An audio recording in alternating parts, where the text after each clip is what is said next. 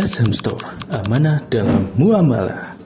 Bismillahirrahmanirrahim. Assalamualaikum warahmatullahi wabarakatuh.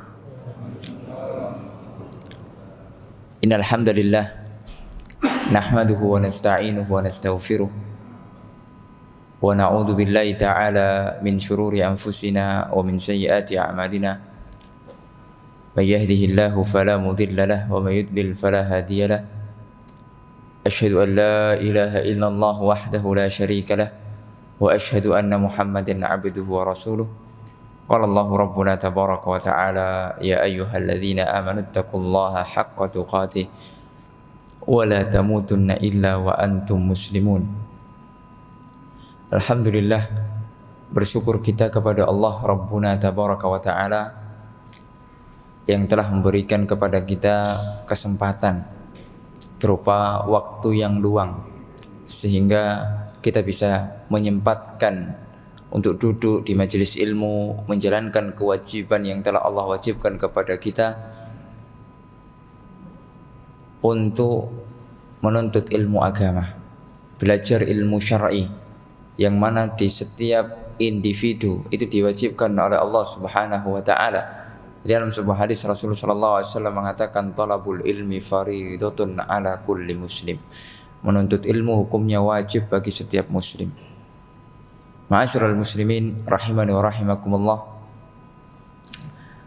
Insyaallah yang akan kita bahas adalah bagaimana kita bisa menjadi kunci-kunci kebaikan, orang-orang yang bermanfaat, orang-orang yang membuka kebaikan-kebaikan. Karena Rasul sallallahu alaihi wasallam membagi manusia itu menjadi dua kelompok. Di dalam sebuah hadis yang sahih yang diriwayatkan oleh Al-Imam Ibnu Majah, Rasul sallallahu alaihi wasallam bersabda, "Inna minan nasi nasan."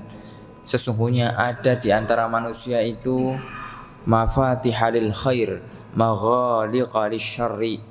Ya, di antara manusia bagian yang pertama adalah mereka pembuka pintu kebaikan dan penutup pintu keburukan. Kemudian wa inna minan nasi nasan, bagian yang kedua mafatihal syarri wa maghaliqal khairi, penutup pintu-pintu kebaikan dan pembuka pintu-pintu keburukan. Fatuba liman ja'alallahu mafatihal khairi ala yadayhi, maka bergembiralah, kabar gembira bagi orang-orang yang menjadi pembuka pintu-pintu kebaikan. Wa wailun liman ja'alallahu mafatiha asyarri ala yadayhi, dan celakalah bagi orang yang membuka pintu-pintu keburukan. Dan di kehidupan nyata ini sangat nyata sekali. Ada orang-orang yang memang membuka pintu-pintu kebaikan, ya, menyebarkan pintu-pintu kebaikan.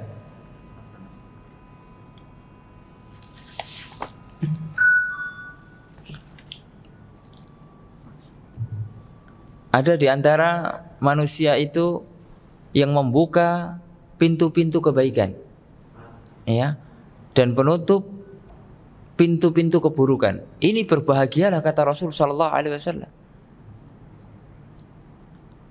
Ada di antara bagian yang kedua malah pembuka pintu-pintu keburukan. Pintu-pintu kebaikan ditutup. Ya. Belum.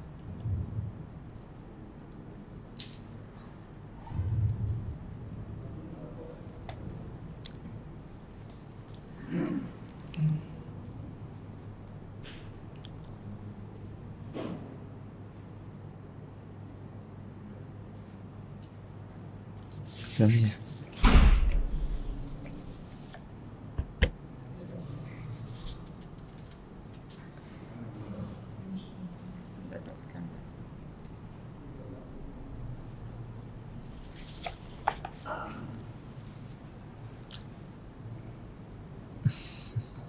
Enggak apa.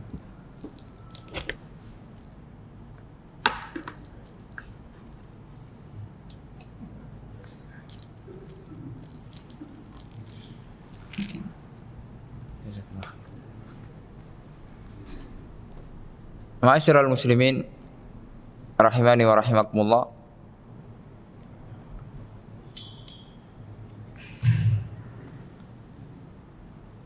Rasul sallallahu alaihi wasallam membagi manusia menjadi dua kelompok. Ya. Sebagaimana sudah kita bacakan hadisnya, yaitu pembuka-pembuka pintu-pintu kebaikan. Dan itu menjadikan kita harus introspeksi diri. Apakah kita bagian dari mereka, ataukah kita malah menjadi bagian yang kedua, membuka pintu-pintu keburukan. Ya. Ada di antara saudara-saudara kita, pintu-pintu kebaikan itu ditutup. Orang mau ngaji tidak boleh. Ya. Hanya urusan kepentingan. Bahkan pernah nggak melihat pengajian diusir? Pernah? Hah? Sering ya? Pengalaman. Subhanallah. Ya. Bayangkan orang mau ngaji diusir. Ya subhanallah. Ini kan menjadi benar apa yang disabdakan oleh Rasul sallallahu alaihi wasallam. Ya. Apa sih? Kalau pengajian itu memang jelas menyimpang, sesat, itu pun ada orang-orang yang berhak untuk memberhentikan. Siapa yang berhak? Pemerintah. Ya. Misalnya jelas itu aliran sesat begitu ya. Itu ada yang memiliki otoritas untuk memberhentikan itu, bukan individu, bukan person per person. Ya. Oleh karenanya ma'asyiral muslimin rahimani wa rahimakumullah, ini harus menjadi introspeksi diri. Jangan sampai kita menghalangi orang-orang untuk meraih kebaikan, untuk apalagi untuk ngaji. Ya, hanya sekedar kemudian permasalahannya sebenarnya sepele. Ya, dimulai dari masalah hati. Hatinya sudah kotor, hasad, iri, dengki. Ya, mungkin ada di sebagian saudara kita yang ngajinya lumayan lah, alhamdulillah ramai. Ya, melihat itu tidak suka. Masa melihat pengajian orang-orang berbondong-bondong ngaji itu tidak suka? Kira-kira hatinya sakit atau sehat seperti ini? Sakit pak. Ya, justru orang banyak ke masjid, banyak ngaji itu senang. Ya, orang-orang kalau hatinya bersih, fitrahnya bersih, melihat orang-orang kembali ke jalan Allah Subhanahu wa taala, itu senang. Bukan malah apa? Hatinya itu dongkol gitu ya. Hatinya itu apa? Penuh dengan ya kemurkaan. Wah, ini kalau dibiarkan ini bahaya. Subhanallah, apanya yang bahaya? Apakah pernah kita membahayakan? Tidak ada ajaran Ahlus Sunnah wal Jamaah itu yang membahayakan. Bahkan sangat-sangat menguntungkan negara ini, menguntungkan masyarakat. Masyarakat jadi sadar, melek. Ini loh yang sunnah, ini loh yang hak. Negara juga terbantu. Kita tidak pernah ngajari untuk apa? Merongrong. Pernah nggak kita ngajari merongrong negara? Ayo sama-sama kita bikin koalisi. Kudeta, pernah nggak? Udah pernah. Paling jauh. Ahlus Sunnah itu paling jauh dari seperti itu.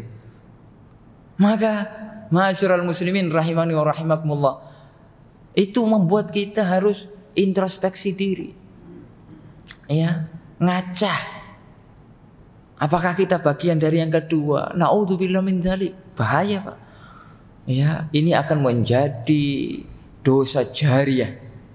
Ya, man sanna fil islami sunnatan sayyi'atan falahu wizruha wa wizru man amila biha. Barang siapa yang memulai sunnah sayyi'ah, perbuatan yang buruk, maka dia akan mendapatkan dosa dan akan memikul dosa orang-orang yang mengikutinya. Begitu sebaliknya, man sanna fil islami sunnatan hasanatan falahu ajruha wa ajru man amila biha. Barang siapa yang mencontohkan sunnah yang baik.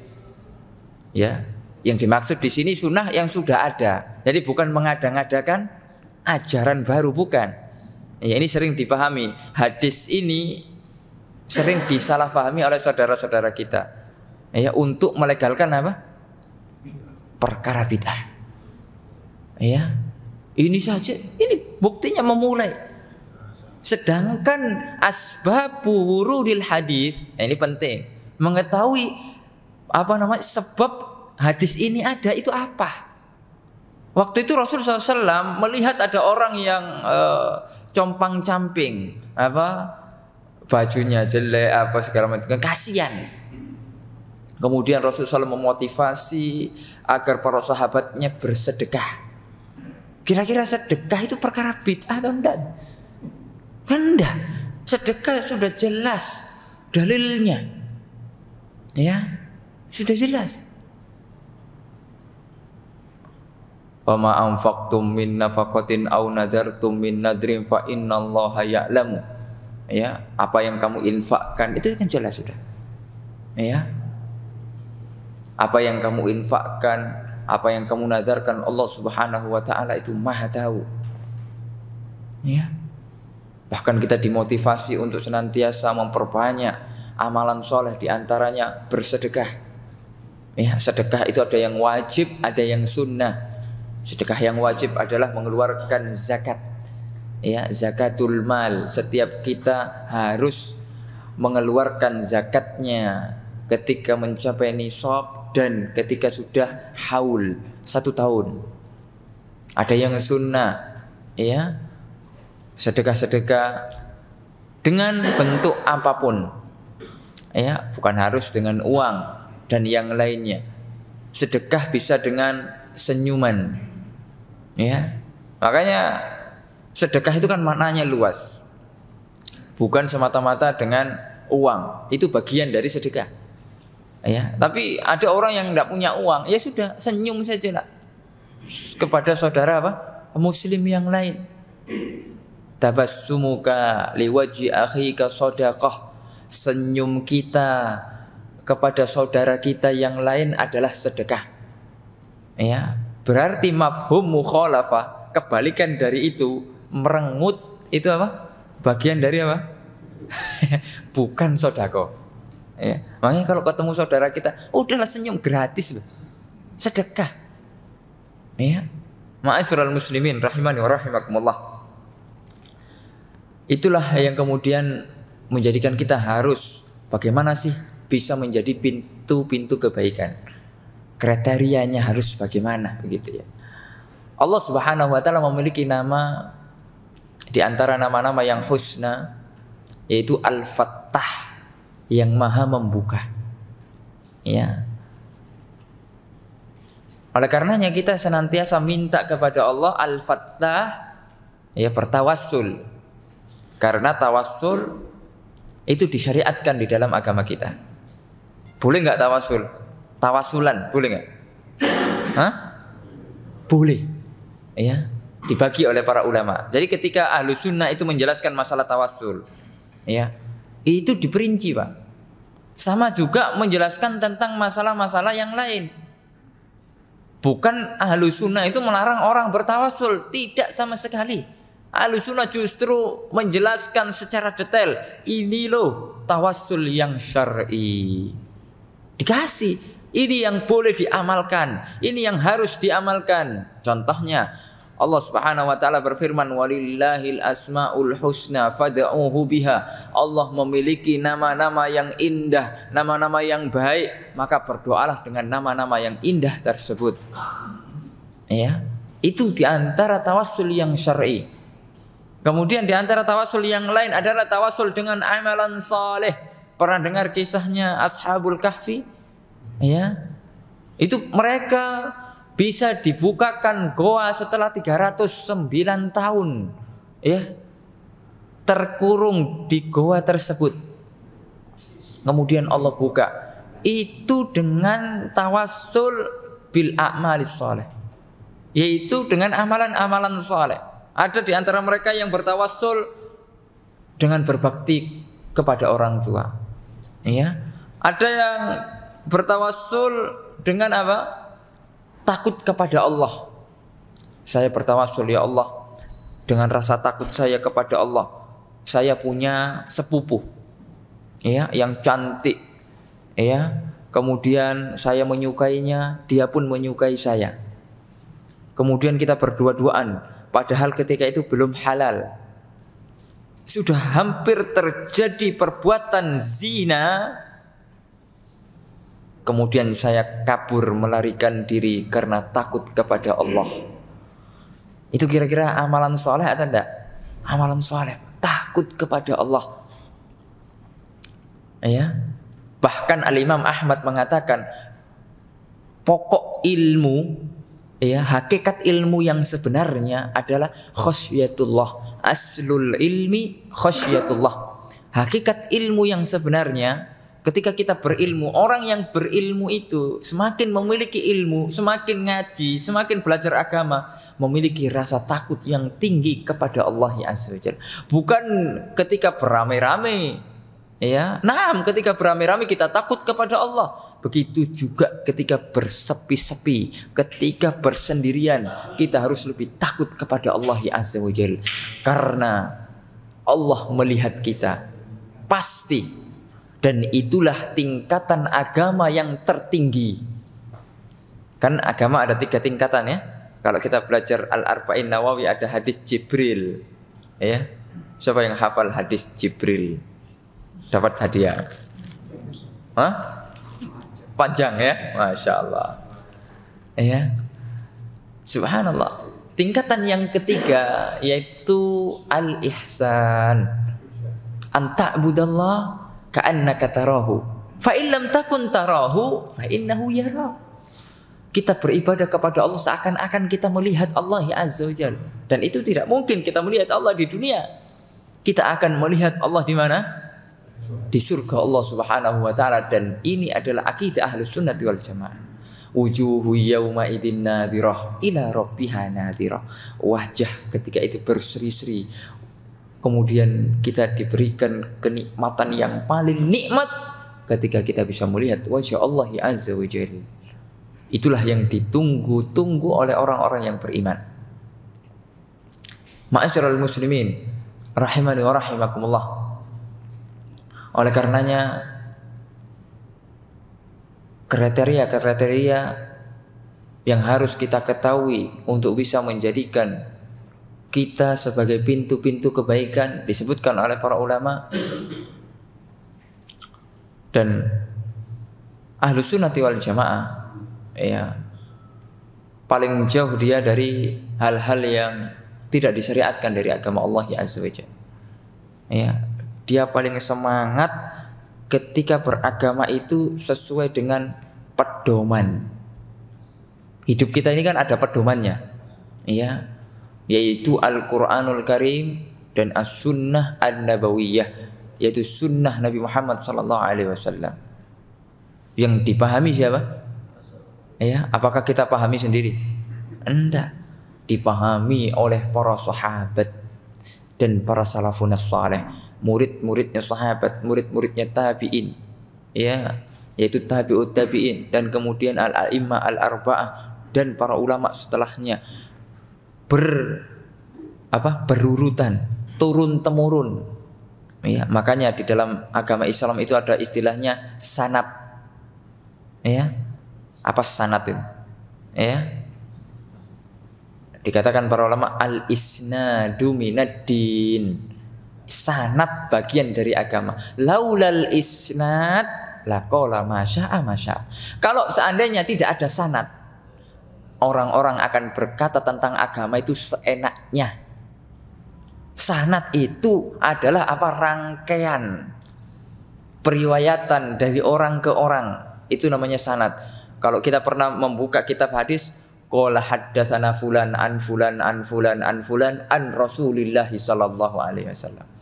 Fulan meriwayatkan dari fulan, bahwasanya Rasul sallallahu alaihi wasallam bersabda. Dan itu terjaga. Itu menunjukkan Allah Subhanahu wa taala menjaga agama ini. Inna nahnu nazzalna dzikra wa inna lahu lahafidun. Sesungguhnya kami yang menurunkan tidak akan pernah kemudian tergoyahkan. Akan ada kemudian ketika kita tidak istiqomah, Allah akan datangkan Fa in tatawallau yastabdil qauman ghairakum tsumma la yakunu amsalakum. Kalau seandainya antum ini sudah ndak bosan ngaji, Ustaz saya sudah bosan ngaji. Masuk ngaji terus halal haram. Saya itu pengennya bebas loh. Ya. Saya itu pengennya hidup itu bebas saja lah. Enggak usah terlalu banyak aturan. Oh, kok Ustaz jelaskan kok koyok-koyok banyak aturan gitu loh. Pusing saya Ustaz. Enggak apa-apa, antum silahkan. Mau bebas silahkan. Tapi semuanya ingat, ada hisabnya. Iya, ada hisabnya Pak. Dan Allah tidak butuh antum semuanya. Tidak butuh kita. Allah tidak butuh sama sekali. Tidak butuh. Allah akan datangkan yastabdil qauman ghairakum, akan digantikan kita dengan kaum yang lain yang akan kemudian mereka juga belajar agama Allah ya azza wajalla. Ya. Maka ketika kita menjadi pintu-pintu kebaikan, ingatlah bahwasanya itu kebutuhan kita. Bukan Allah butuh kepada kita. Tidak, sama sekali tidak, Pak. Allahul Ghani, Allah Maha Kaya. Apakah kalau kita sedekah, Allah butuh sedekah kita? Enggak, Pak. Enggak butuh, sama sekali enggak butuh. Justru sedekah kita, amalan soleh kita, itu yang kembali kepada diri kita masing-masing. Itulah yang akan menjadi bekal kita menghadap Allah Azza wa Jalla. Ma'asyiral muslimin rahimani wa rahimakumullah. Ya. Kembali lagi ke cerita Ashabul Kahfi tadi, bahwasanya gua itu membuka ya karena amalan-amalan soleh. Ya ketika itu takut kepada Allah, ya lari dari zina. Ada kemudian yang ketiga bertawasul dengan amalan soleh yaitu amanah. Kira-kira amanah itu berat nggak? Ya berat banget. Apalagi urusan apa? Piti, apa piti? Fulus. Ya. Kalau kata orang Sumatera itu piti, ya urusan uang. Ini sudah tidak peduli lagi Pak. Kalau urusan uang tidak peduli ustadz, ya. Walaupun antum punya jenggot segini, kalau urusan duit ini bahaya Pak. Rasulullah SAW pernah mengingatkan, innalikulli ummatin fitnah. Setiap umat pasti ada fitnahnya, pasti ada cobaannya, pasti ada ujiannya. Wa fitnatu ummati al-mal. Ujiannya umatku ya termasuk yang paling berat itu masalah harta. Makanya banyak gak antum pernah menyaksikan ada orang yang udah ngaji kemudian nipu gitu ya. Jadi ini menimpa semua orang. Ada nggak ustadz nipu gitu? Pernah dengar nggak?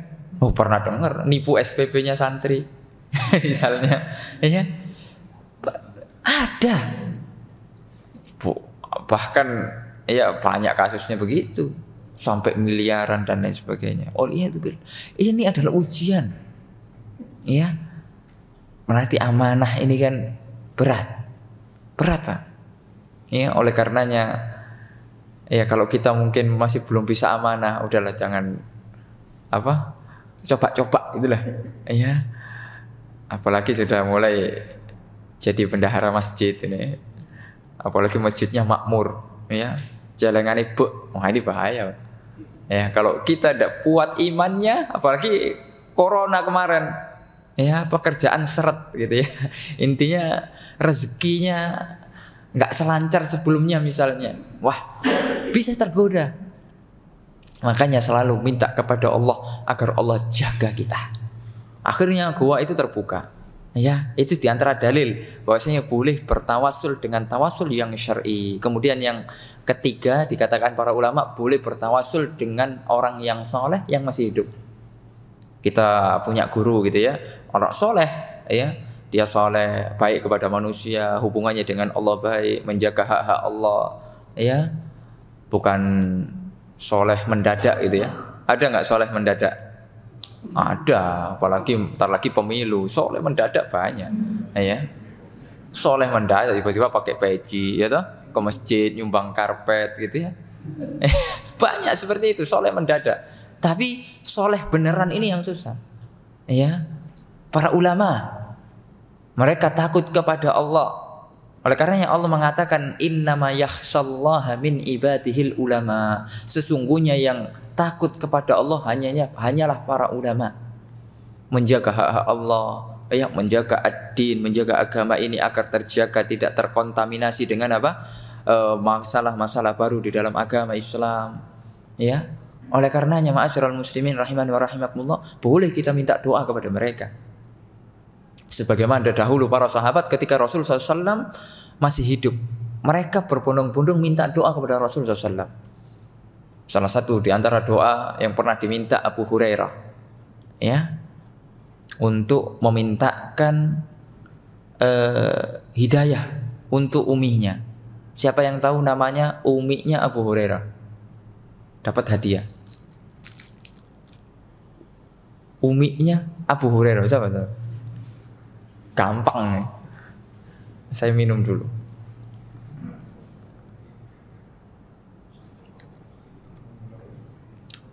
Kalau kita hafal hadisnya, kita tahu namanya. Siapa namanya kira-kira?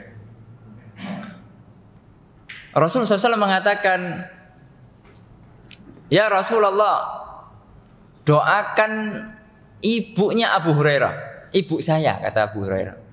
Ya. Kemudian Rasulullah SAW mengatakan, berdoa kepada Allah, Allahumma hdi umma Abi Hurairah. Jadi siapa namanya? Hah? Ummu Abu Hurairah. Ya. Jadi, oh ya.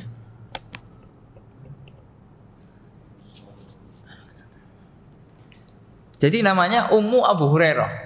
Ya. Kalau kita nggak tahu nama aslinya, ya sudahlah. Ummu Abu Hurairah, sudah selesai. Ya. Ya Allah, berilah hidayah kepada Ummu Abu Hurairah. Dan doa Rasulullah SAW mustajab atau tidak? Mustajab. Ya, itu diantara salah satu doa. Masih banyak orang sahabat-sahabat yang minta doa. Dan itu diijabah. Kemudian ibunya Abu Hurairah masuk dalam agama Islam. Setelah sebelumnya mencela Rasul SAW, mencela agama Islam dan lain sebagainya. Lalu ketika Rasul SAW wafat, apakah para sahabat datang ke kuburan Rasulullah SAW? Tidak pernah diriwayatkan. Kalaupun ada riwayat itu palsu, itu dusta atas Nabi Muhammad SAW. Dan ini hati-hati. Ya. Bahkan riwayat yang sahih yaitu Umar bin Khattab radhiyallahu taala anhu mendatangi pamannya Nabi Muhammad sallallahu alaihi wasallam Al-Abbas. Al-Abbas ini siapa? Pamannya Nabi Muhammad SAW. Bapaknya siapa? Bapaknya siapa? Ya Ibnu Abbas. Ya, bapaknya apa? Ibnu Abbas. Ya. Subhanallah. Makanya Ibnu Abbas punya kedekatan dengan Nabi Muhammad SAW. Apa? Misanan ya, sepupu. Ya, iya misanan ya kalau bahasa Jawa. Ya, sepupu. Ya. Kemudian Umar mengatakan, wahai Abbas, dahulu ketika Rasulullah SAW masih hidup, kami minta doanya ke Rasulullah SAW. Ketika sudah wafat, kami mendatangimu untuk minta doa. Waktu itu paceklik, minta doa agar diberikan hujan oleh Allah Subhanahu Wa Taala. Doakan, ya, agar segera diturunkan hujan. Ya, ini salah satu contoh. Jadi boleh kepada orang-orang soleh atau kepada orang tua kita, boleh. Pak, Bu, saya minta doa. Saya baru mulai merintis pekerjaan. Ya, doakan supaya berkah, supaya ya diridhoi oleh Allah Subhanahu Wa Taala, supaya kemudian ini menjadi jalan rezeki saya. Begitu. Bu, doakan Bu agar rumah tangga saya ini dijaga oleh Allah Subhanahu Wa Taala dari segala macam godaan-godaan, agar dijaga dari segala macam fitnah-fitnah. Doakan anak-anak saya menjadi anak-anak yang saleh. Begitu boleh. Kalau ada ketemu ustadz, ya kita tahu secara zahirnya, secara ya kita kenal ya orang-orang saleh, ya maka minta doa ustadz. Anak-anak saya sekarang lagi proses menghafal Quran ustadz. Doakan semoga dimudahkan. Insya Allah, semoga Allah Subhanahu Wa Taala memberikan kemudahan. Ya. Ma'asyiral muslimin rahimani wa rahimakumullah.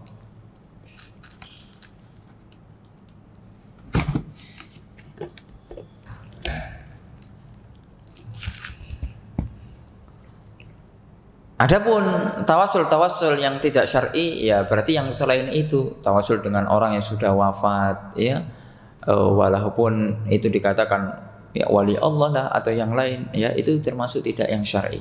Ma'asyiral muslimin rahimani wa rahimakumullah, di antara kriteria agar kita bisa menjadi pilar-pilar kebaikan yang pertama adalah kita harus senantiasa menjadi hamba yang bertauhid. Ya, bertauhid dulu. Ya. Karena ini adalah kunci kebahagiaan. Kunci kebaikan.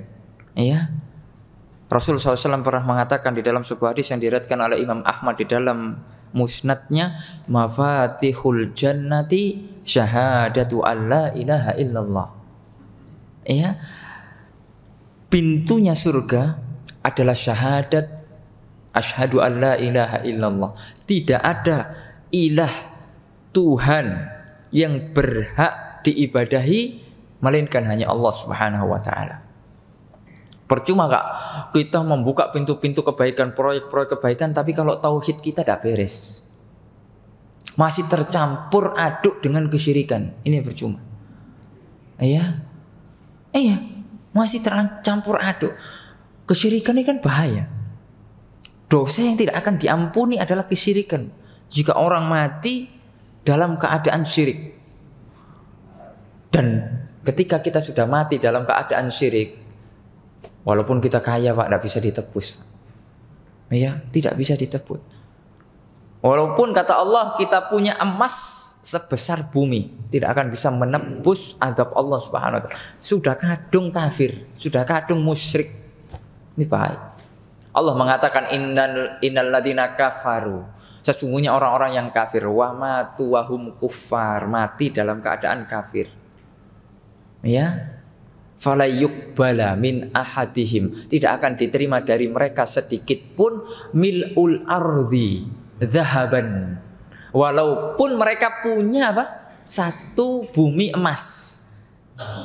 Kira-kira ada enggak person punya satu bumi emas? Ini mustahil, Pak. Ya. Permisalahan ini mustahil, tidak akan mungkin. Sekaya apapun orang paling kaya di dunia tidak akan punya Pak emas satu bumi, tidak akan punya. Tapi kalaupun punya, kata Allah, kalaupun seandainya mereka punya, tetap tidak bisa menebus azab Allah Azza wa Jalla walau iftadabih. Tidak bisa. Ya. Oleh masalah tauhid ini penting Pak. Ini yang harus kita dakwahkan sampai mati. Jangan bosan. Ustadz kok ngaji ini tauhid terus, ya mulai zaman dah enak biyen sampai sekarang ya tauhid aja. Lah kok ganti Ustadz zaman wis milenial ini gitu. Misalnya gitu. Ini tauhid jalan keselamatan. Tidak bisa kita berhenti. Orang-orang yang meneladani dakwahnya Nabi Muhammad SAW dan para nabi yang lain, dakwahnya ya ini, dakwah tauhid. Kalau ada orang yang tidak mementingkan, ada dai misalnya tidak mementingkan dakwah tauhid, kosong dakwahnya dari tauhid, yo cuma ngelawak, ngakak-ngakak, ya itu tanda-tanda dakwahnya tidak benar. Ya, karena indikasi dakwah itu benar ketika mementingkan masalah tauhid. Walaqad ba'asna fi kulli ummatin rasulan an i'budullah wajtanibut tauhid. Telah diutus setiap umat seorang rasul.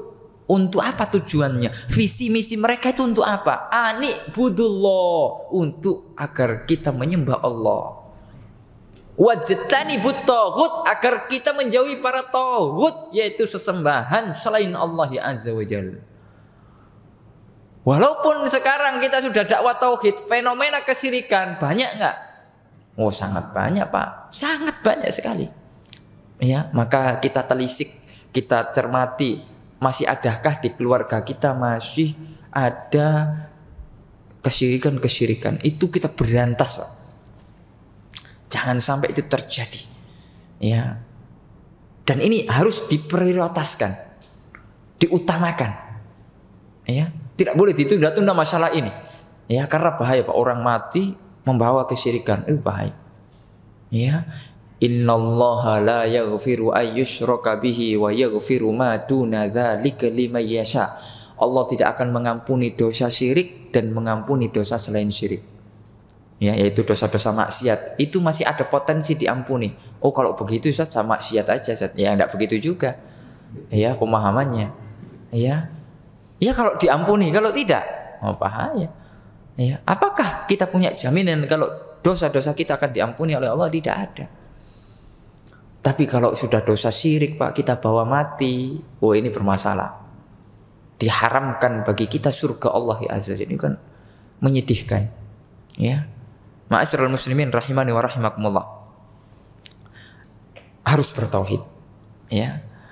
Jangan sampai tauhid ini disepelekan gitu ya. Di setiap masjid kalau bisa itu harus khatam kitab tauhid. Ya. Di masjid-masjid itu harus khatam kitab tauhid minimal sudah. Ya, kitab tauhid banyak ya tentang masalah akidah, ya. Tauhid ini lebih spesifik. Ya, ada tauhid, ada akidah, ada manhaj. Ya. Ya ini saling berkaitan. Tauhid itu lebih spesifik mengenai hubungan seorang hamba dengan Allah ya azza wajalla. Tauhid uluhiyah. Tidak ada sesembahan yang berhak diibadahi melainkan hanya Allah. Adapun akidah lebih umum. Ya, masuk di dalamnya tauhid, masuk di dalamnya akidah-akidah yang lain, ada al-wala wal bara, ada akidah Ahlussunnah dengan para pemimpin, ada akidah Ahlussunnah dengan para sahabat, begitu ya. Lebih luas daripada tauhid. Kalau manhaj keseluruhan mencakup tauhid, akidah, di dalam fikih, di dalam muamalah, semuanya. Tata cara hidup. Ya. Oleh karena ma'asyiral muslimin rahimani wa rahimakumullah. Jangan sampai kita menyepelekan itu. Kemudian di antara kriteria agar kita bisa membuka pintu-pintu kebaikan setelah kita berusaha untuk mentauhidkan Allah, belajar tauhid, mana yang syirik kita sudah tahu, mana yang tauhid kita sudah tahu, yaitu senantiasa semangat belajar ilmu syar'i. Ya, harus punya ilmunya. Masa iya kita ngajak orang tapi tidak ada ilmunya? Ya ini kan bahaya. Ya, harus semangat belajar. Apa yang kita ajarkan harus kita sudah memiliki ilmunya. Oleh karena Imam Bukhari membuat bab di sahihnya, yaitu apa? Babun al ilmu qoblal qauli wal amal. Sebuah bab kita harus berilmu sebelum kita ngomong, sebelum kita beramal. Jadi gak boleh kita ngedobos gitu aja, gak ada ilmunya. Ya. Boleh nggak orang dokter buka praktek kalau dia nggak pernah sekolah kedokteran? Boleh?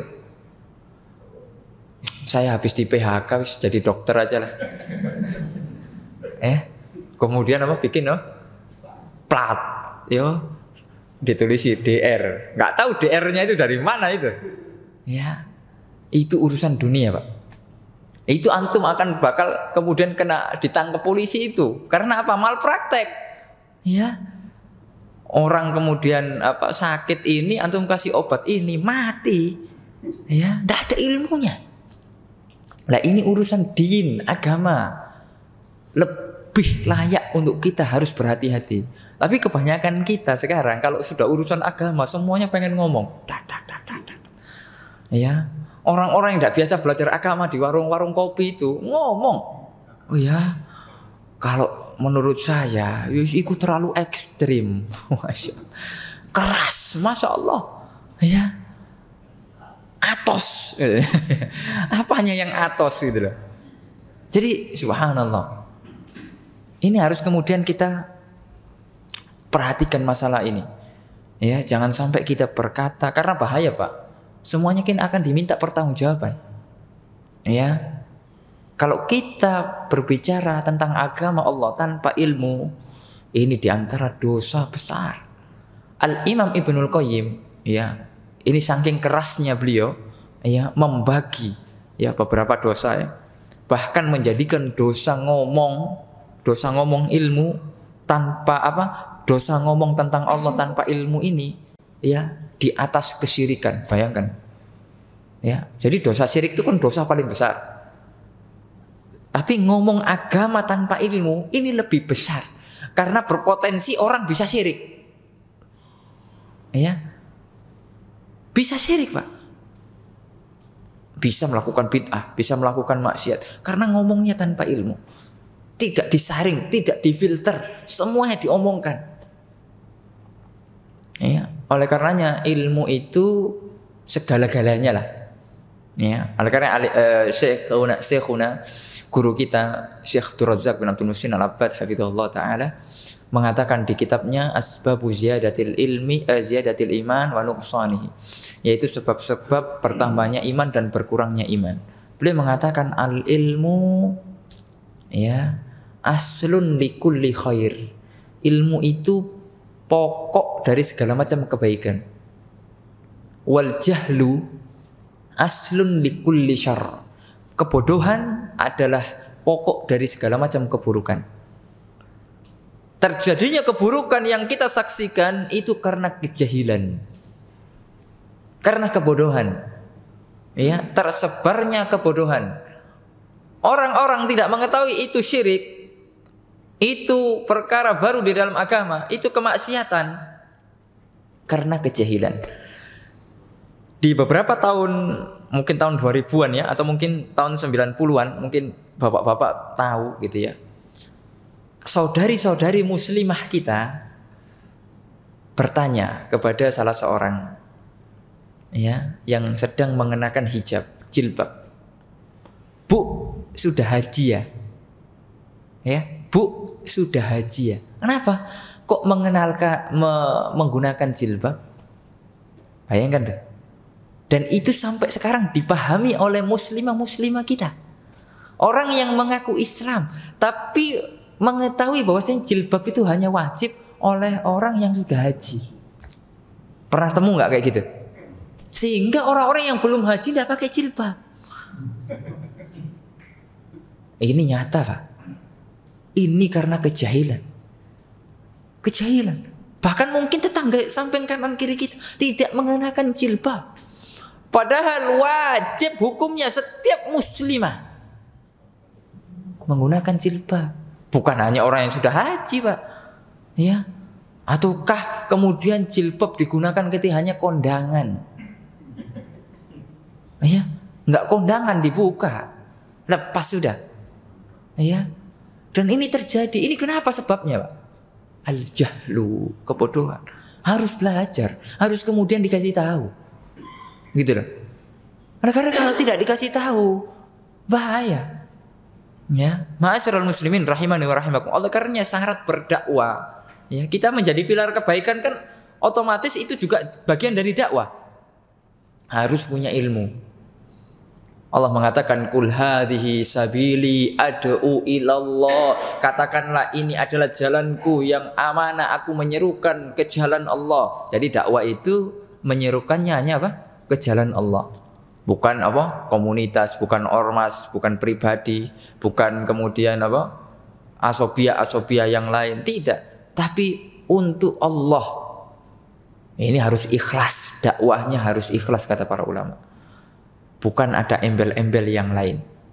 Ya.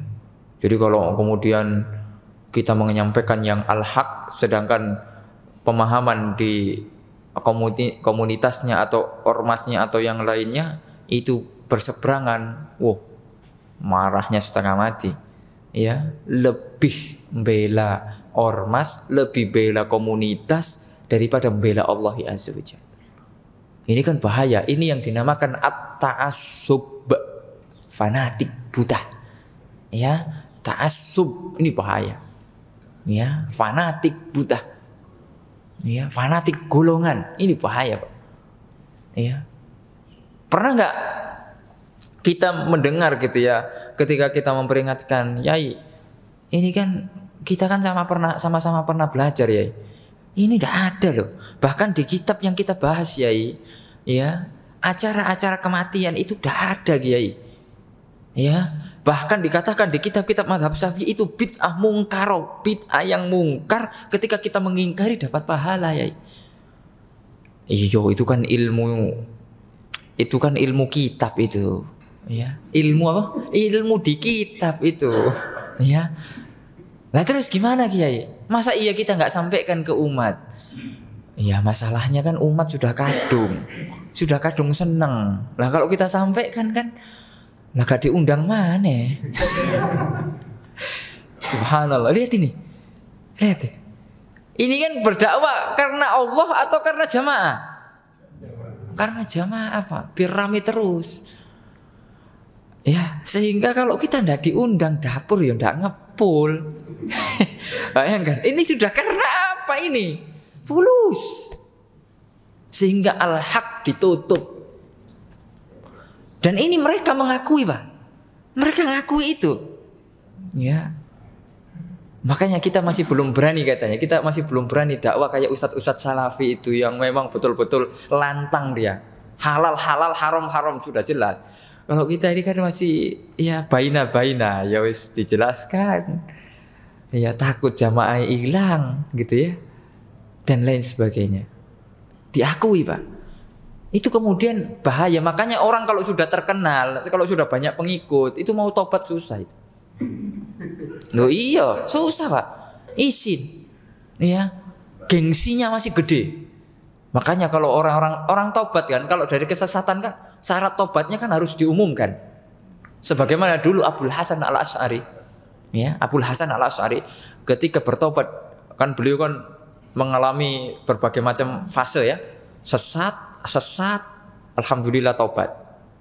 Ya, selama 40 tahun. Kemudian ketika beliau bertobat diumumkan, beliau naik mimbar, saya melepaskan pemahaman sesat saya sebagaimana saya melepaskan ridak saya. Jadi kalau pakai ridak, tahu ridak ya? Kalau biasanya dipakai oleh imam-imam Masjidil Haram gitu ya. Ya kayak semacam saya pakai jaket gitulah kalau gampangannya sini, ya. Kalau di sini pakai kayak gitu ndak umum gitu ya. Dikira masyayikh dari Arab gitu ya. Ya pakai pakaian biasa, kemudian dilepas gitu. Begitu diumumkan, ya dijelaskan. Saya pernah rujuk. Ahli ilmu itu sebenar-benarnya yang memang takut kepada Allah, itu ndak akan mungkin susah untuk rujuk, Pak. Kalau salah ya salah sudah. Saya rujuk kepada Allah, saya mohon ampun. Itu kalau kita diskusi sama beberapa ustadz, ya di grup itu kita ada grup Multaqo Dai se-Indonesia, Dai Sunnah. Itu kalau misalnya ada ini Ustadz Fulan berpendapat seperti ini, ya ada yang lain seperti ini. Kemudian setelah alot berdebat, ya apa diskusi lah ya, panas begini dibawakan semua argumen dari para ulama sampai kemudian akhirnya temu ya kita menemukan titik temunya. Oh ini yang rajih. Ya, kemudian orang-orang yang takut kepada Allah, ya, karena sudah dibahas, karena sudah kemudian dibahas ilmunya, mudah untuk rujuk. Ya, saya rujuk dari pendapat ini, nanti saya akan sampaikan ke jamaah saya. Itu orang-orang yang kemudian takut kepada Allah ya Azza wa Jalla. Betul-betul dakwanya karena Allah. Ad'u ilallah ala basiratin, harus di atas ilmu. Basirah, ilmu. Bukan ya di atas yang lain. Ana wa manit taba'ani. Jadi pilar-pilar kebaikan dakwah itu tugasnya Rasul dan pengikutnya Rasul. Nah, kalau kita membuka pintu-pintu kebaikan berarti kita mengikuti jalannya para Rasul, jalannya Nabi Muhammad sallallahu alaihi wasallam. Ma'asyiral muslimin rahimani wa rahimakumullah.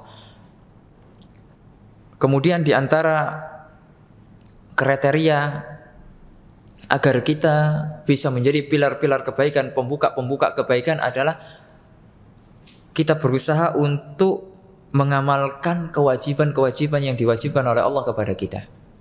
Ya, setelah kita punya ilmu, ya kita yang paling bersemangat untuk ngamalin, gitu loh. Jangan kemudian kita punya ilmu, kita nyuruh orang beramal, kitanya sendiri santai.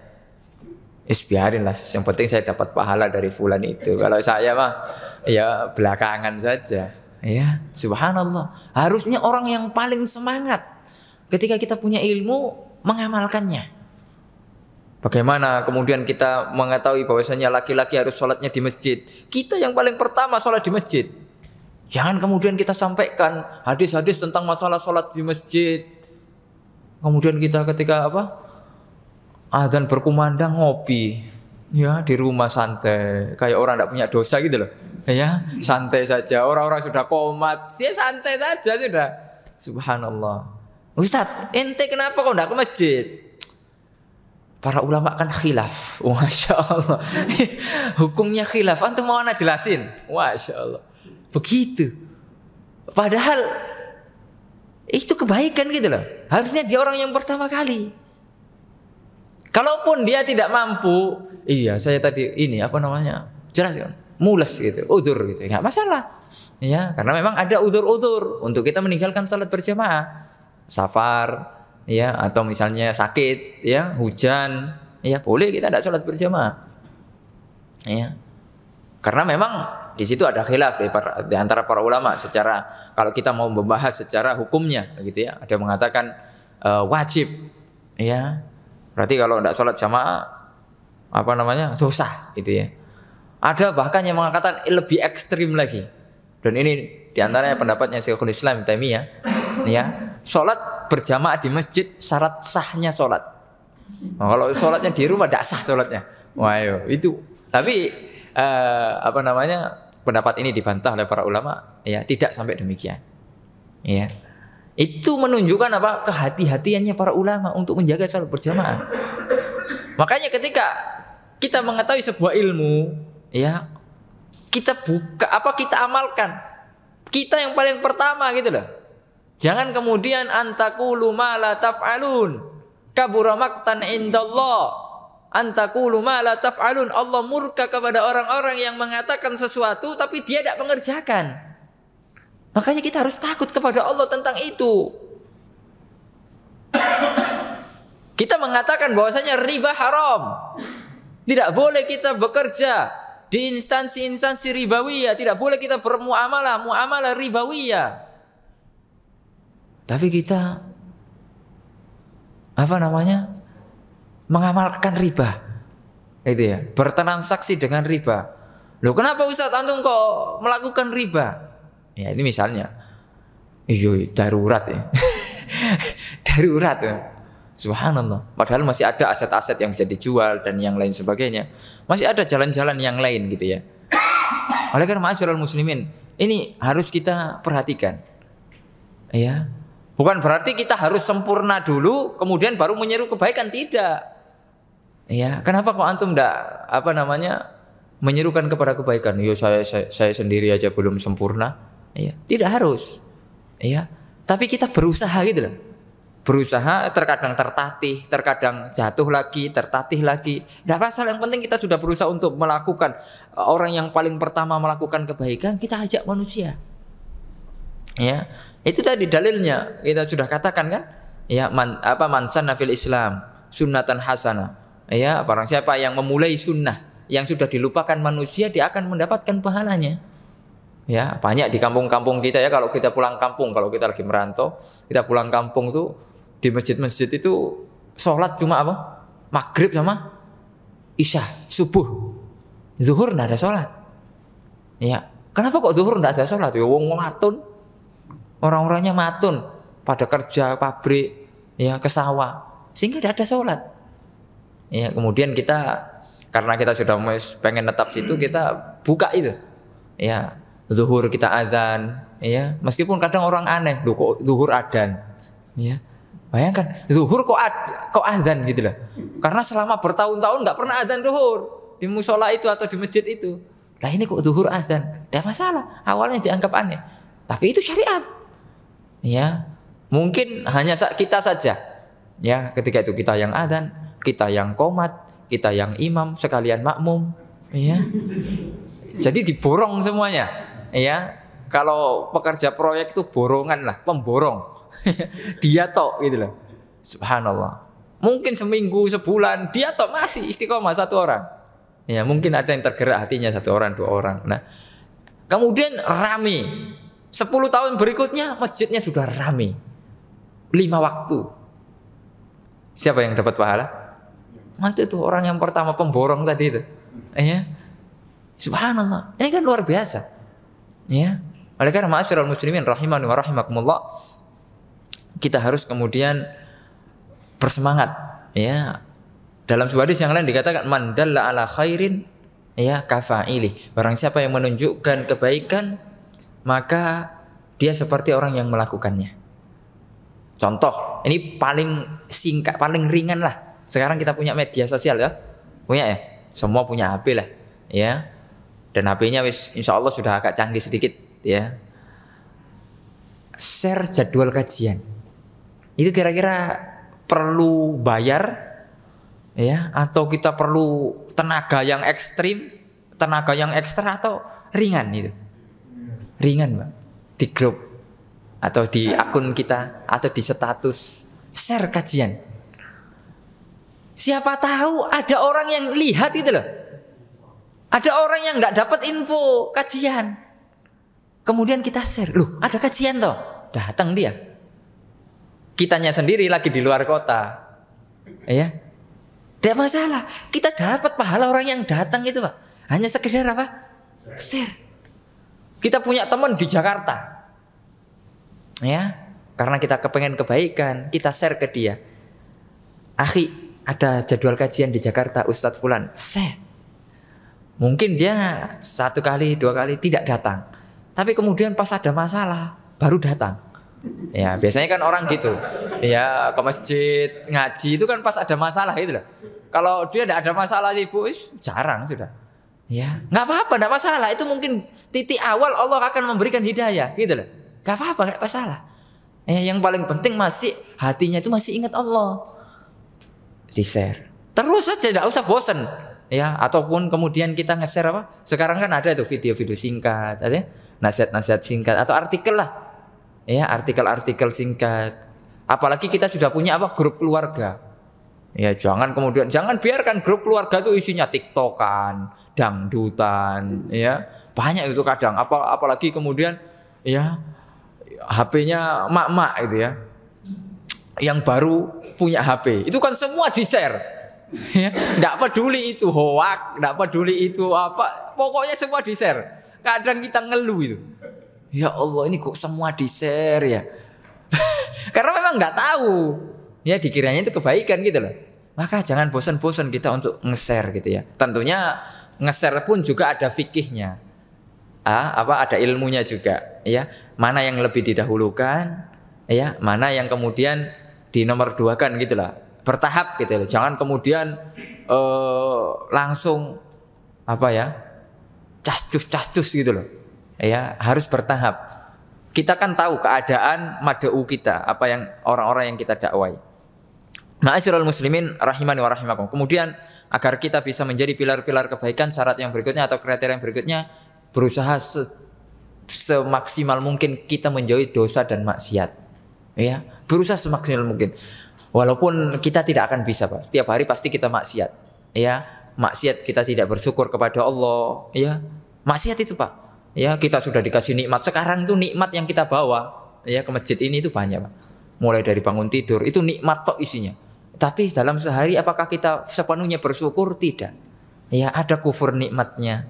Ya, makanya Allah mengatakan latus alunna yauma idzin anin naim, akan ditanya pada suatu hari tentang masalah nikmat-nikmat itu. Ya, ma'asyiral muslimin rahimani wa rahimakumullah.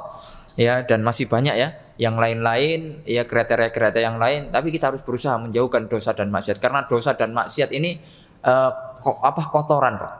Ya, menjadikan hati kita bisa mati. Orang yang senantiasa terus bermaksiat kepada Allah, ya tenggelam dia di atas maksiat, itu ketaatan itu sudah tidak manis lagi. Ya. Kenapa kok orang sholatnya buru-buru, pengen cepat selesai? Orang kajian kok pengen cepat selesai? Iki ustaz kok suwemen lah, ya. Pengen selesai, ya. Pokoknya melakukan kebaikan tidak nyaman, tidak dinikmati. Itu berarti masih ada pengaruh-pengaruh maksiat kita, Pak. Ya, pengaruh-pengaruh maksiat kita, hati kita sakit. Kalau seandainya hati kita seger, itu kan kita nafsu makan itu, ibaratkan orang-orang sehat itu ya, nafsu makan itu kan tinggi gitu ya, semua dimakan, gulai, ya, apalagi kalau habis kurban ya, gulai dimakan, sate ini, apalagi, ya kepalanya, habis itu teler, darah tinggi, ya subhanallah, itu hati sehat. Orang yang sakit, walaupun dihidangkan di situ gulai, makanan yang enak apapun, itu tidak mungkin. Ya, itu tidak mungkin. Tidak akan mungkin, Pak. Tidak akan mungkin kita selera. Begitu juga dengan hati yang sakit. Kalau hatinya sakit, amalan-amalan ketaatan itu seperti biasa saja, tidak menikmati. Sedangkan Rasulullah SAW dahulu pernah sholat itu Al-Baqarah lewat 1 rakaat ya, Ali Imran lewat, An-Nisa lewat, itu pirang juz? 5 juz. Coba sekarang kita sholat 1 rakaat 5 juz. Ya kita jadi imam, kabur semua Pak. Kemudian assalamualaikum warahmatullahi wabarakatuh, tidak ada jamaahnya. Makmumnya tidak ada. Ya, subhanallah. Itu kenapa mereka kok bisa demikian, karena hati mereka sehat, ya. Jauh dari maksiat. Maksiat mata, apalagi kita ya zaman sekarang ini Pak, ya luar biasa maksiat mata ini. Lihat kanan maksiat, kiri maksiat, depan maksiat. Ya, apalagi kalau kita naik motor tuh ya. Ya, depan maksiat. Ustaz, apakah kita harus menundukkan pandangan? Ya nabrak tuh. Subhanallah. Saking banyaknya kemaksiatan. Oleh karenanya ada beberapa ada beberapa kawan-kawan itu dari Saudi pernah ke Indonesia. Kemudian kapok. Saya tidak maulah ke Indonesia lagi. Sejak di bandara sudah lihat maksiat. Subhanallah. Turun dari pesawat atau bahkan di pesawat itu maksiat atau isinya. Ya musik-musik lah, walaupun musiknya musik katanya musik religi, dang gitu ya. Itu maksiat. Mereka begitu. Ya oleh karenanya itulah yang harus kemudian kita perhatikan sehingga kita bisa menjadi pilar-pilar kebaikan, menjadi orang-orang yang bermanfaat. Rasulullah mengatakan khairun nas anfa'uhum linnas. Sebaik-baik manusia adalah yang bermanfaat bagi orang lain. Maka teruskanlah ketika kita punya proyek-proyek kebaikan, kerjasamalah, ta'awun, jangan kemudian merasa bersaing ya. Kalau dalam urusan dakwah bukan saingan Mbak, tapi apa? Ta'awun.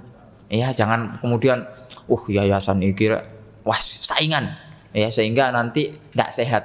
Ya, kemudian saling menjatuhkan, saling menjelekkan, komunitas ini menjelekkan ini. Itu rusak dakwah. Ya, rusak dakwah kemudian akan berpecah belah dan itu bukan ciri ahli sunnah. Ciri ahli sunnah adalah bersatu. Wa'tasimu bihablillahi jami'an wala tafarraqu. Bersatulah kalian di atas tali Allah, jangan sekali-kali kalian berpecah belah. Wa sallallahu ala nabiyina Muhammad wa ala alihi wasallam. Mungkin kalau ada pertanyaan silahkan, mungkin dari ibu-ibu diutamakan, ladies first itu ya bahasanya. Enggak tahu benar atau salah itu. Ya, nanti baru bapak-bapak kalau ada.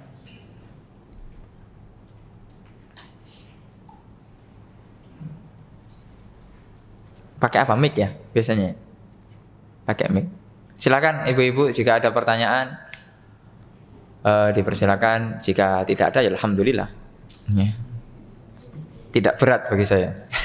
Karena pertanyaan itu berat. Saya lebih suka itu kalau ditanya pertanyaan yang sulit. Ya, itu saya paling suka itu. Karena jawabnya gampang, wallahu a'lam. Tapi kalau agak-agak mudah itu yang saya agak pusing.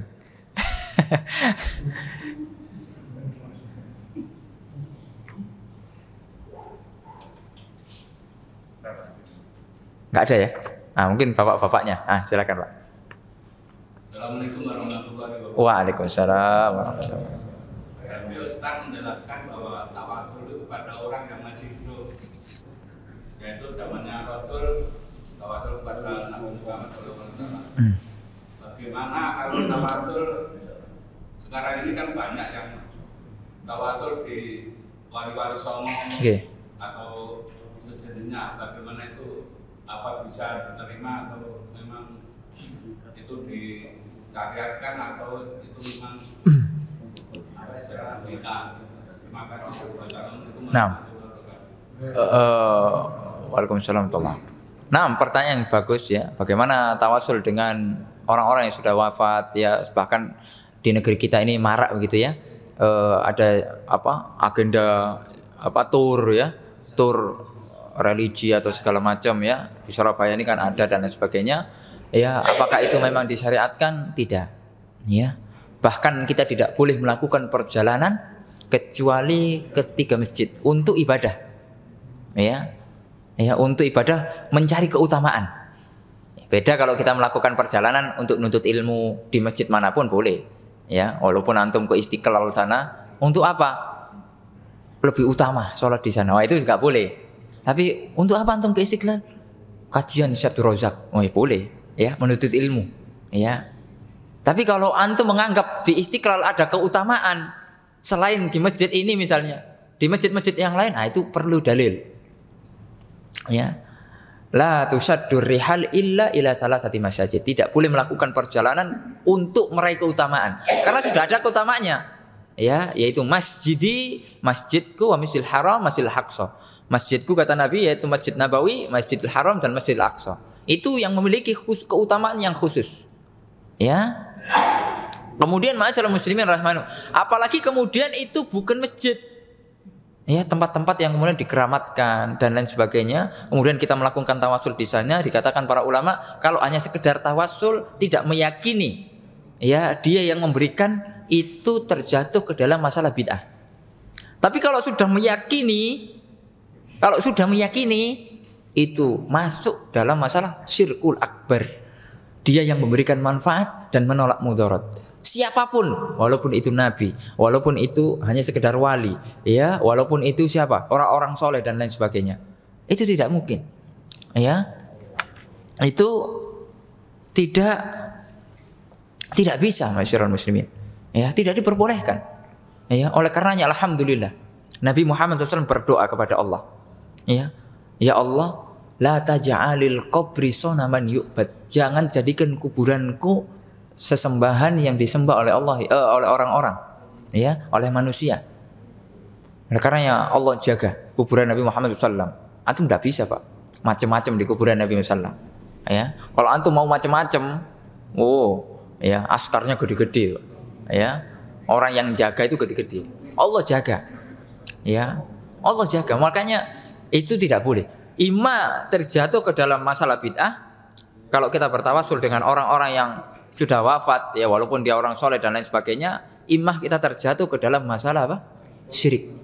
Ya, dan ini yang paling besar. Dan ini berpotensi banget. Ya, sering saya sampaikan, saya punya pengalaman nyata. Ya, saya pernah tinggal di Mesir itu 5 tahun. Di Mesir itu banyak kuburan keramat, Pak. Ya, kuburan yang dikeramatkan, dibangun. Mesti di masjid itu ada kuburan, masjid kuburan. Ya. Dan di sana di depan kampus kita itu nggak jauh lah dari situ, jalan kaki saja ada namanya Masjid Husain. Ya, yang diklaim bahwasanya ada makamnya apa? Cucunya Rasulullah SAW, Husain. Ya. Padahal Husain meninggalnya di mana? Karbala. Ya. Katanya kepalanya dibawa ke Kairo, dikuburkan di sana. Ini masih ada khilaf ya di kalangan para ahli sejarah. Ya. Tapi ala kulli hal, saya pernah masuk 2 kali ke masjid itu. Saya pernah masuk 2 kali, pengen tahu gitu loh, apa yang dilakukan orang-orang. Penasaran saya. Kan sering saya dengar itu, waktu awal-awal dulu, sering saya dengar bahwasanya orang, masa sih ada orang yang minta ke kuburan, minta sama penghuni kubur. Apakah ada? Saya masih kurang yakin ada seperti itu. Paling ya tawasul gitu ya. Ya tetap mintanya kepada Allah tapi melalui orang soleh begitu ya. Yang sudah. Tapi setelah saya sana, saya itu masuk tuh. Saya enggak sholat tahiyatul masjid. Pokoknya pengen masuk aja, pengen tahu gitu loh. Akhirnya betul-betul saya menyaksikan dengan mata kepala saya sendiri orang-orang yang minta kepada penghuni kubur. Ya Husain walad, ya Husain rizki, ya Husain ini, ya Husain itu.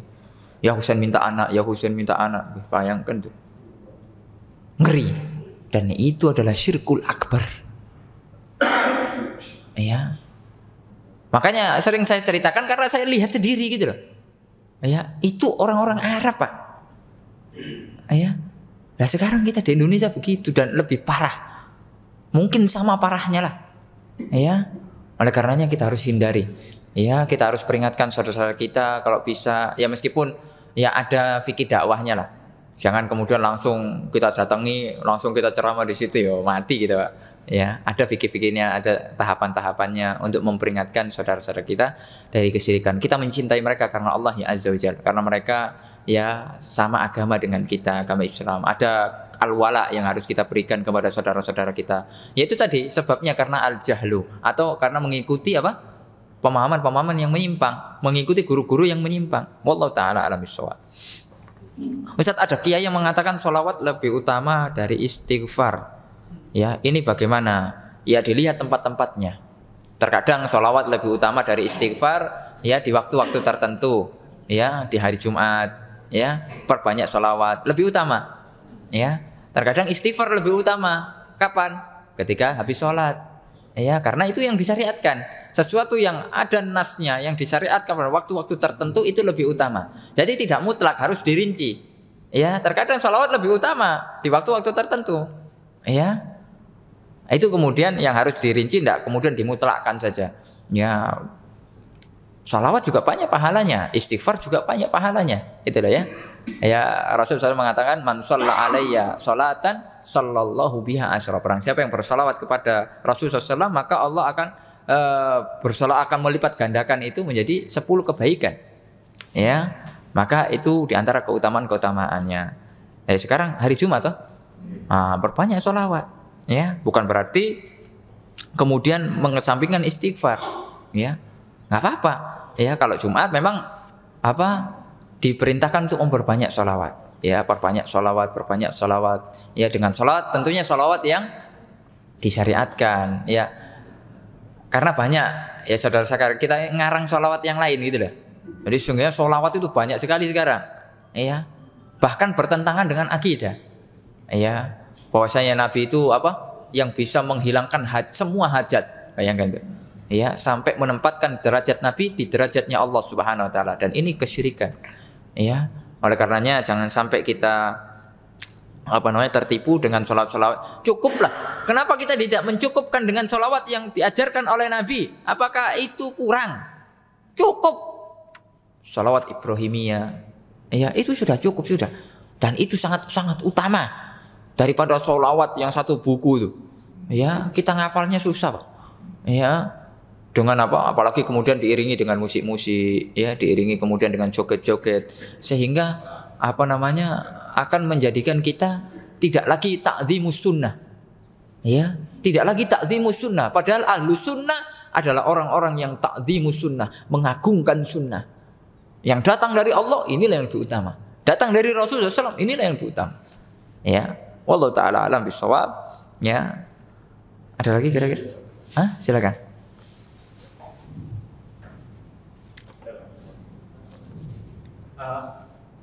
Begini Ustaz. Nggih. Apa yang disampaikan oleh Ustaz tadi masalah syirik ya? Nggih. Kalau saya pernah mendengar bahwa syirik itu ada 3, mili, qauli, dan i'tiqad. Nggih.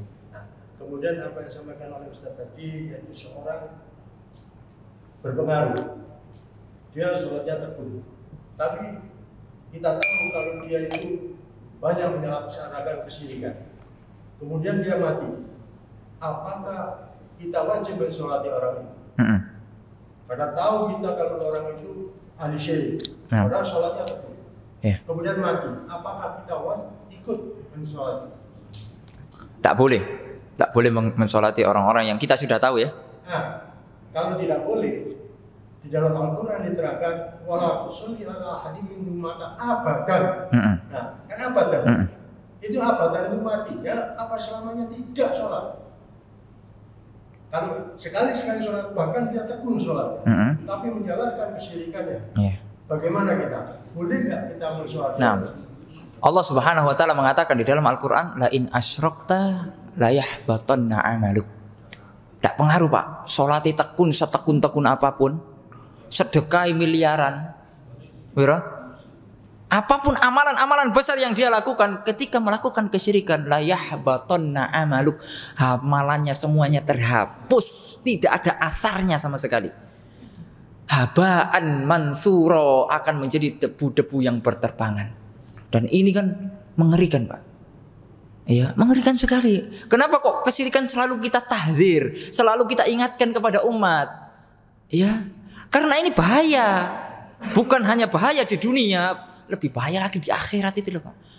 Khalidina finnari abadan, kekal selama-lamanya di neraka. Ya, sehingga tidak boleh. Kalau kita tahu, ya, kalau kita betul-betul tahu betul dia mati di atas kesyirikan, walaupun dia rajin sholat, dan tidak boleh kita mensolati mereka. Kecuali kalau kita tahu dohirnya dia rajin sholat, tapi kita tidak tahu dia syirik atau tidak. Ya sudah, apalagi tetangga kita kita tidak ada urusan dengan masalah-masalah yang tersembunyi. Tetap sholati. Gitu ya. Tapi kalau kita tahu karena kita misalnya dekat dengan dia gitu ya, tonggo gitu ya, tahu tentang kesirikannya, maka ya tidak boleh, kita tidak boleh, ya tidak usah ikut. Ya, tidak usah ikut sholati dan lain sebagainya. Berarti Ya. kita hanya wajib memandikan ini mengubur aja. Ya udah dikuburkan aja. Hak-hak ya dia sebagai manusia. Ya, hak-hak dia sebagai manusia. Ya. Dan itu pun tidak harus kita, kan ada sudah petugasnya. Ya, kita berlepas diri kecuali kalau tidak ada orang sama sekali, adanya cuma bapak gitu ya. Ya wes bapak yang ngurusi gitu. Ya. Paham ya? Jadi ma'asyiral muslimin, itulah bahaya-bahaya kesyirikan. Semoga Allah Subhanahu wa taala menghindarkan kita dari hal-hal yang syirik ya. Semoga Allah Subhanahu wa taala menjauhkan kita dari hal-hal tersebut sehingga kita bisa menjadi hamba-hamba yang bertauhid dan mati di atas tauhid. Ya, mohon maaf atas kesalahan-kesalahan. Semoga Allah Subhanahu wa taala memberkahi majelis kita ini. Ya, semoga Allah Subhanahu wa taala mengumpulkan kita sebagaimana mengumpulkan di sini, kita dikumpulkan lagi di surga Allah Subhanahu wa taala dengan Rasulullah dan para sahabatnya. Wassallallahu ala nabiyina Muhammad wa ala alihi wasallam. Subhanakallahumma bihamdika asyhadu an la ilaha illa anta astaghfiruka wa atubu ilaik. Assalamualaikum warahmatullahi wabarakatuh.